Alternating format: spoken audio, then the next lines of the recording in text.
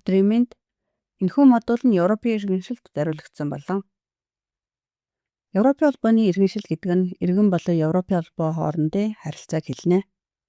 Европын холбооны аль нэг гишүүн улсын иргэншилтэй хүн автоматар Европын холбооны иргэн болдог. Европын холбооны иргэншил нь үндэсний иргэншилтэд нэмэгдээс бус орлуулж ирэх зүйл биш юм а.